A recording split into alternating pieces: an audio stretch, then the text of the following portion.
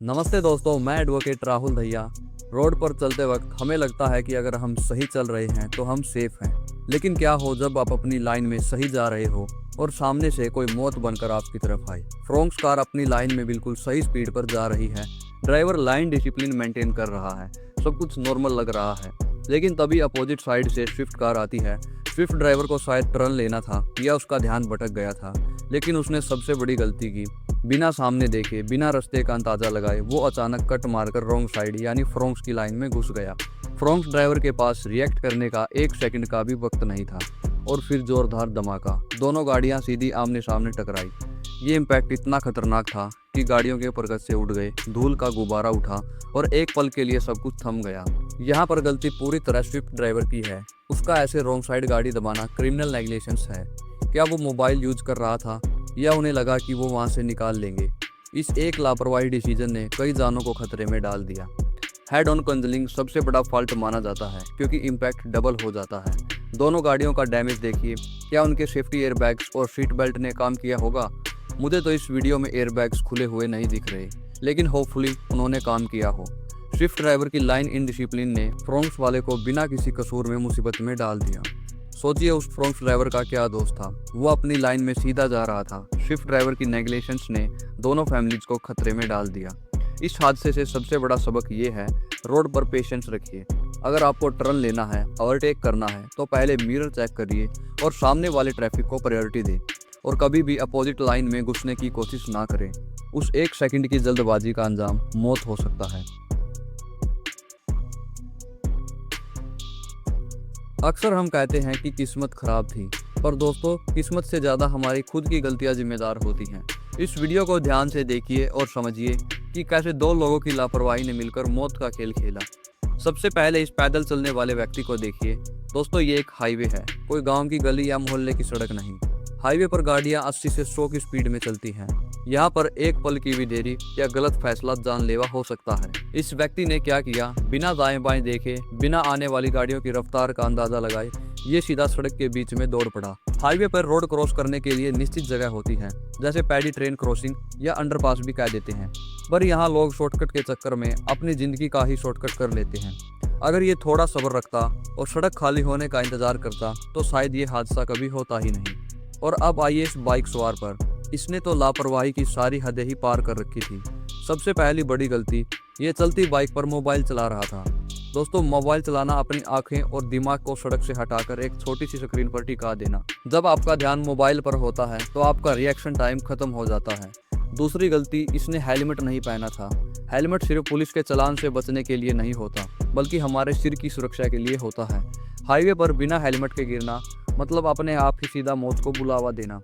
अगर बाइक सवार का ध्यान सड़क पर होता और उसके दोनों हाथ हैंडल पर होते तो वो इस पैदल आदमी को दूर से ही देख लेता और ब्रेक मारकर या हैंडल मोड़कर खुद को बचा लेता। पर अफसोस उसका ध्यान तो स्क्रीन पर था।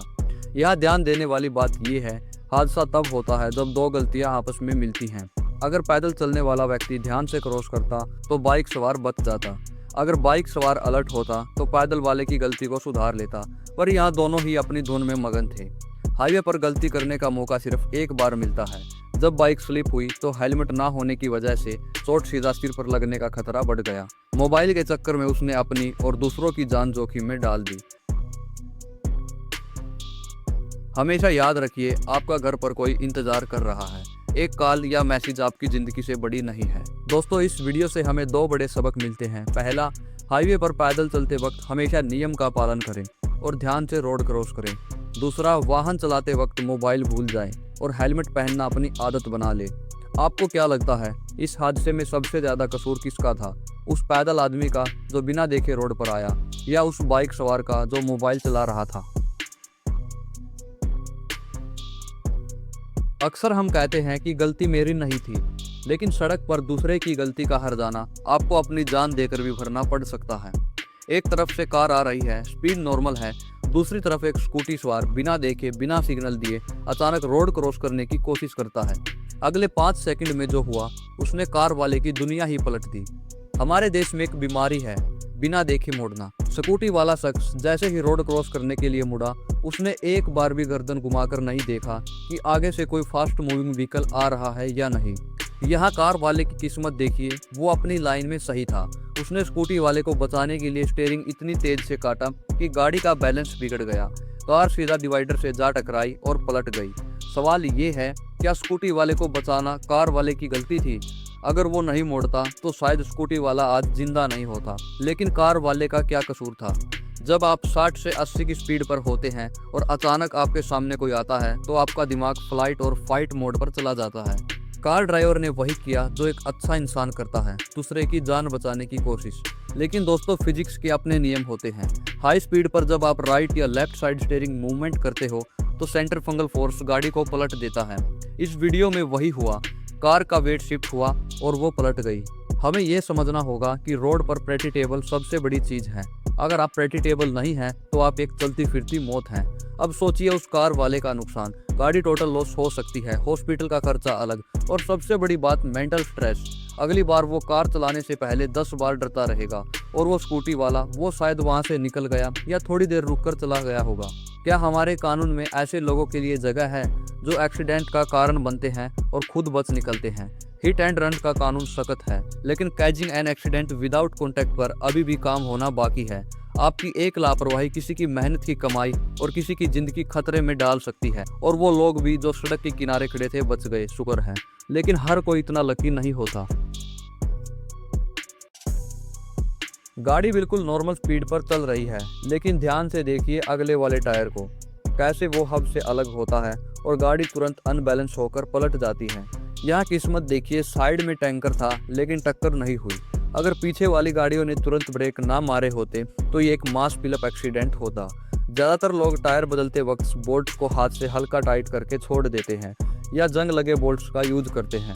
हाई स्पीड पर वाइब्रेशन की वजह से ये बोल्ट टूट सकते हैं या डीले होकर निकल सकते हैं।